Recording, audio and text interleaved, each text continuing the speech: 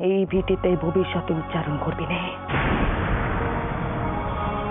নষ্টামি মানুষের নাম মন থেকে মুছে ফেল। আমার শেষ কথা।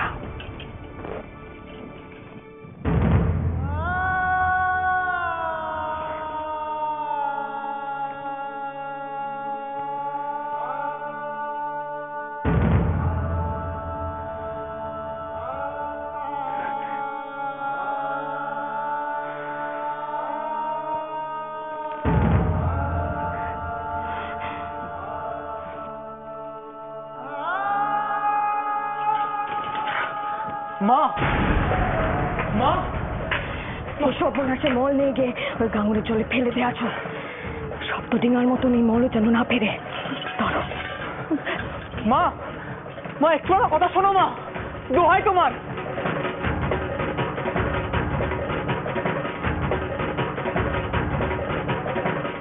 এবার কি হবে বড় বৌদিমা? আমি কি করবো এখন?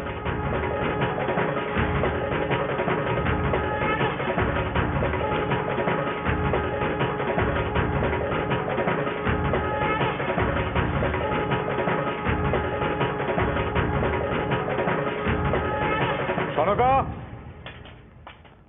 সনকা কোথায় গেল? সনকা, কি অনর্থ ঘটাচ্ছ তুমি?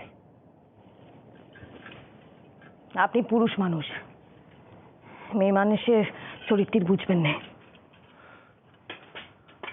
সনকা, একটা সামান্য কারণ সব কি কইছেন আপনি? আমাদের বাচ্চার জীবন নিয়ে আমি কাউকে ছিনিমিনি খেলতে দেব না। একদিন নিজে সতীলক্ষ্মী বলে তুমি বেহুলাকে আশীর্বাদ করে এসেছিলে সনকা। লকায়ের সাথে তার বিবাহ স্থির করেছিলে। এখন মূর্খামি করো না, একটু স্থির হয়ে ভালো করে ভেবে দেখো। ওদিকে আমি অনেক কষ্টে সায়মশাইকে বসিয়ে এসেছি সনকা। আবেগের বশে কোনো ভুল সিদ্ধান্ত নিয়ে ফেলো না, এখনো সময় আছে। সায়মশাইয়ের কাছে গিয়ে মার্জনা চেয়ে বিবাহের দিনক্ষণ স্থির করবে। চলো। কি চান আপনি? কি চান?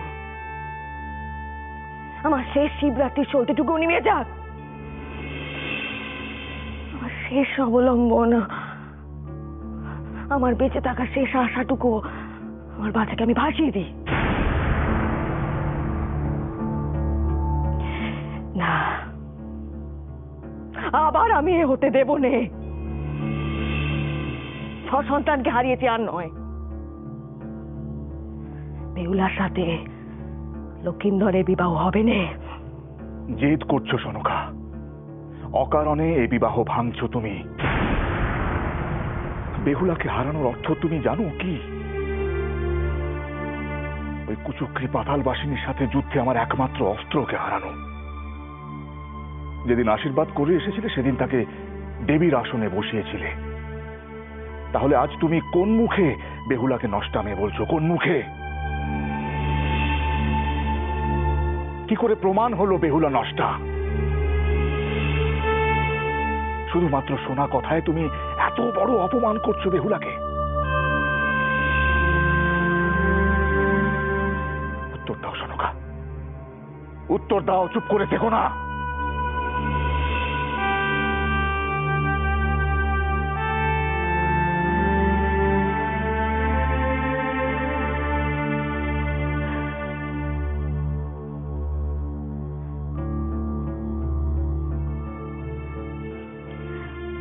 লকাই, এই লকাই, বলতো দেখি আজ রাত্রিরে তোর জন্য আমরা কি কি রান্না করেছি? ও মা, তুই ওকে এখনই কেন সব বলে দিচ্ছিস ছোট? লকাই নিজে দেখেই আশ্চর্য হয়ে যাবে।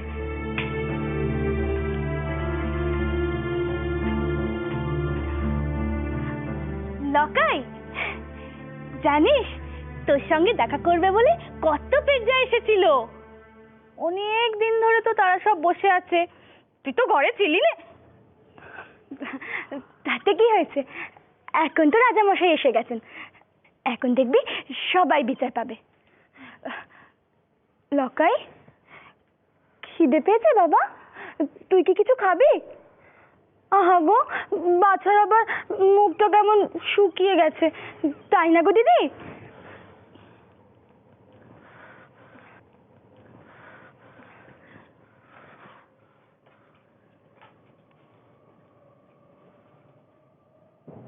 একটা কথা জিজ্ঞেস করবো বৌদিমা? মা তো নিজে একদিন গিয়ে বেহুলাকে আশীর্বাদ করে এসেছিল, তাহলে তাহলে এখন বেহুলা এমন কি দোষ করলো যে মা তাকে পায়ে ঠেলে দিল?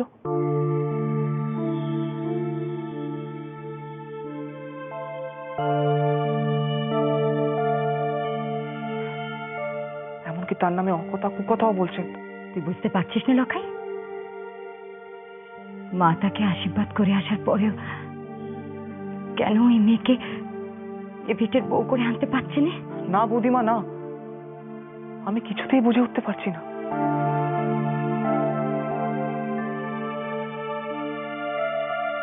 সে তো কোনোদিনও আমার সামনে আমাকে ভোলাতে আসেনি। সেদিন সে নিজে নদীর জলে স্নান করে ফিরছিল, বরং আমি সেদিন অনাহুতের মতন তার সামনে এসে পড়েছিলাম।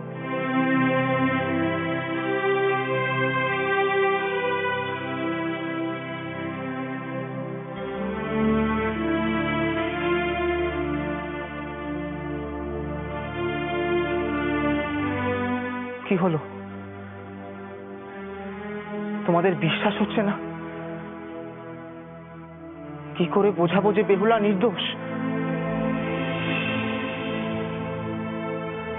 বলো, কি করে বোঝাবো?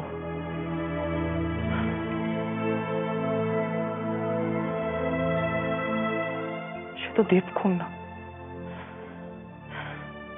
যখন সে আমার সামনে এসেছিল, আমি হতবাক হয়ে তাকিয়েছিলাম।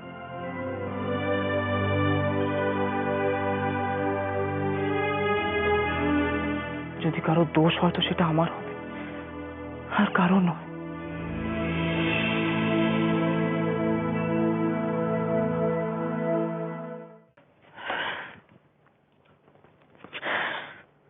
এই বিয়ে ভেঙে গেলে আমি কখনোই সুখী হতে পারবো না বৌদিমা। তোমরা মাকে কি একটু বুঝিয়ে বলো বৌদিমা।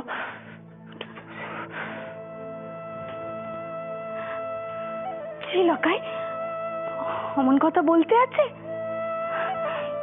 নিজের বিয়ের কথা কেউ নিজের মুখে বলে বাবা?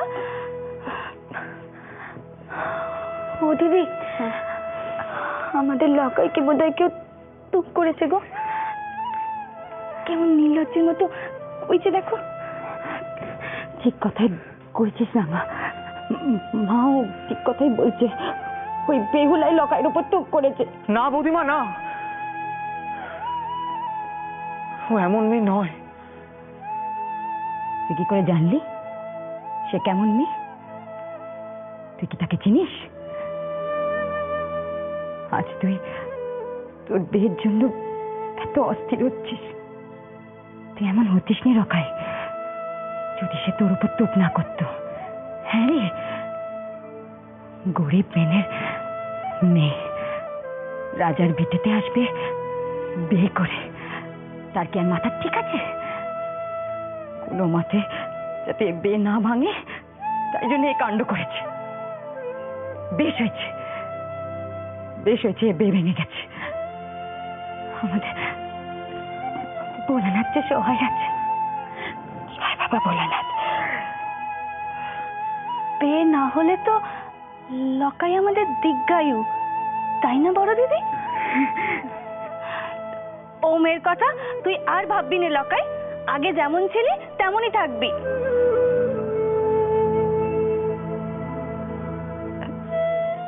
ও কি রে লকাই,